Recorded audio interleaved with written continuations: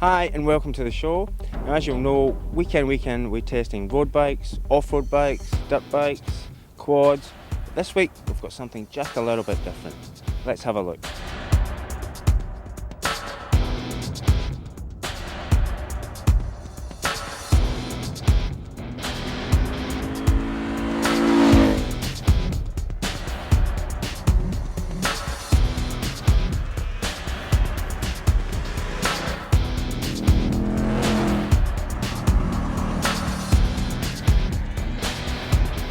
First glance at these Spyders, you'd be forgiven for thinking, well, they kind of look like snowmobiles with wheels.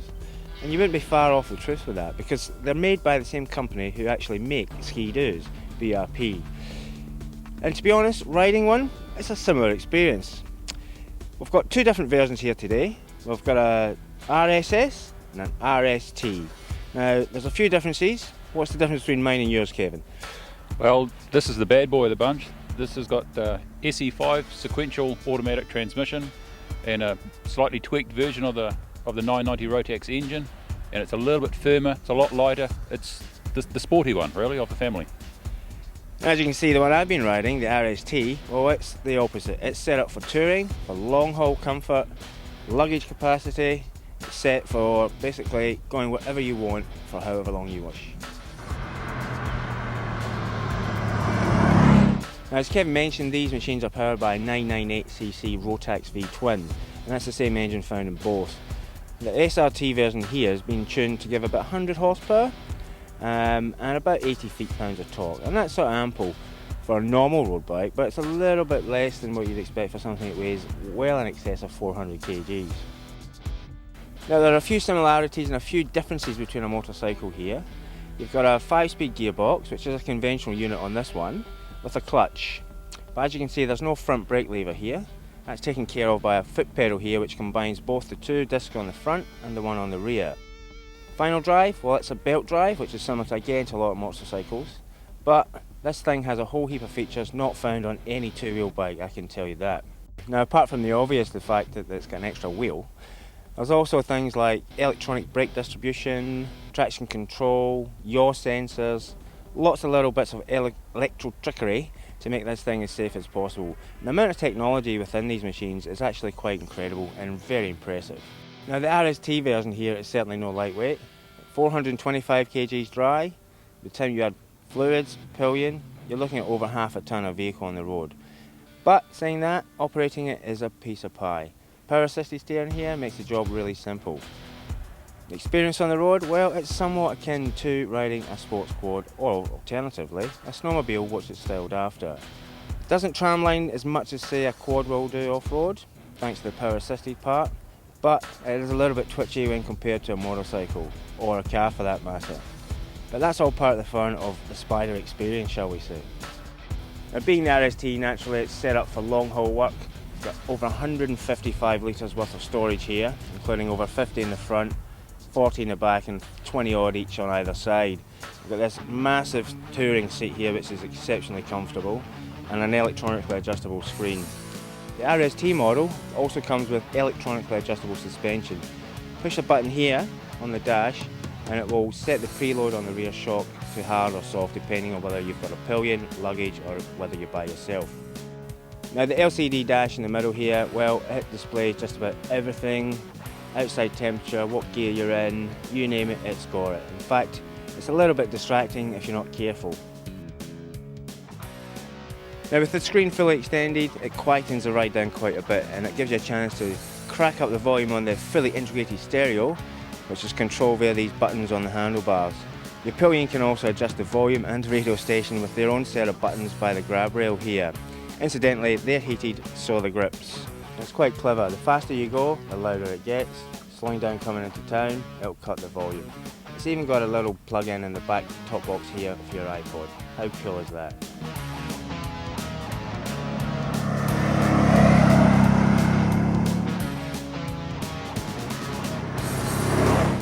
So what's it like to ride? Well, it's a bit like a sports quad. It's a lot of fun, it's a little bit twitchy, but once you get used to it, you can actually get quite smooth on the road. And of course, it's power assisted steering here.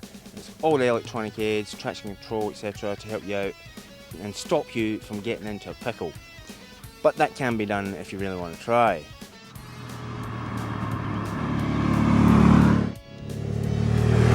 You don't even need a full license to ride the Spyder. In fact, if you've got a car license, you can get your backside on this seat. Personally, I think it's car drivers that have the most fun and enjoyment out of the Spyder experience. Would I buy one? Personally, not just yet. But if I had, say, an injury or I had a condition that prevented me from using a full-size bike, I would certainly look at this as an option. Now you're probably wondering, how much do these Spyders cost? This being the top of the range, it's $46,699. Add the flappy paddle gearbox and you're looking at just over $49,000. That's the price for a rather nice car. But saying that, you get a rather nice vehicle. It's packed with technology, the build quality is pretty bloody good, and you get an experience unlike no other.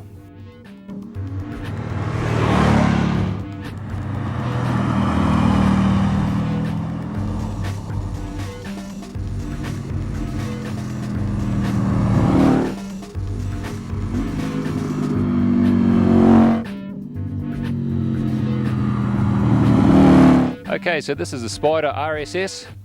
It's got the sequential SE5. It's like a semi-automatic gear shift, so it's all done by toggles, and it even does an extremely cool little blip as it down changes. And if you do get yourself lost, if you put on the brakes and a panic stop, it actually changes down for you. Then you can just change up, and as soon as you've got yourself together, away you go again. This is the sporty version. It's far more sit-on than sit-in like its RT cousin over there. It's a bit of a bad boy. It's got the nice hindled exhaust, so it sounds uber cool. It's got all the linked ABS brakes. It's got the traction control, which in this model I think kicks in just a wee bit early. You're just sort of having a little bit of fun, and it's like a little bad boy button comes along and tells you to tone it down a bit. But that being said, you need it. You could get yourself in a lot of trouble with one of these things because they really do haul if you wanted to. This one here is about 317 kilos, so it's actually lighter than a lot of cruisers. It's really taut. The A-arm suspension on this one is very, very tight. It's like a sports car, so it does work you out a bit, but it's buckets of fun.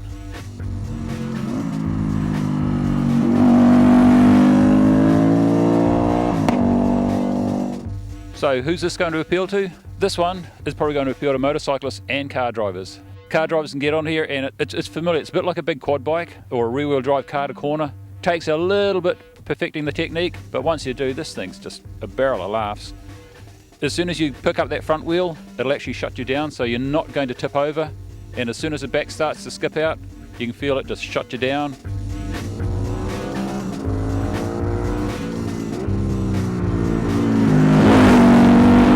So what do you get for your $34,690?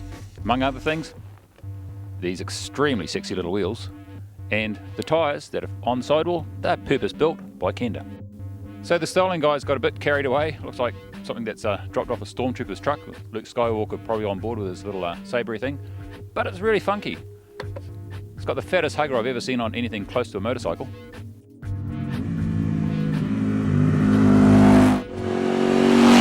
For those not keen on the added challenge of balancing a pillion on the bike, the Spyders offer a really cool option. The pillion, it's a much more involved ride than in a car. You can move your body with the rider in the corners, making for a wicked experience, or you can just use the ample grab handles and stay with the Spyder. It does take a little bit of adjusting to for motorcyclists, but after a little time it all starts to make sense, giving a ride that is quite different to a two-wheeler and way more fun than any car. Now there's something you don't see every day. 44 litre storage compartment on the front. The envy of any sports bike rider, I'm sure. Rotax 990 in there. This one's in a slightly higher state of tune than the RT. This one puts out 106 brake horsepower and 77 foot-pounds of torque. So it really does get up and boogie. For those of you who are thinking that it's got three wheels, it sits flat, it's boring, it's plain, think again, you've really got to try one. They're a bucket of fun. It just brings out the kid in you, really. It's three wheels, you can do different things. It's a funny blend between a sports car, a motorcycle and a quad, and once you get the hang of it, it's an absolute blast.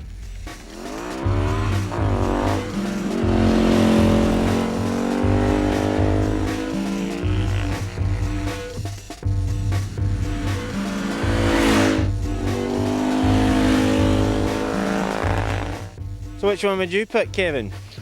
I'm afraid to pick the little hot rod. Yep. That's just a little bit too civilised and too slippers for me, so I'll take Luke's Stormtrooper mobile. Fair enough, I'm with Kevin on that one. I actually prefer the sports version myself, but if you've got some miles to cover, the RST will be the one you want to look at. If you want more information, check out this month's copy of Bike Rider magazine.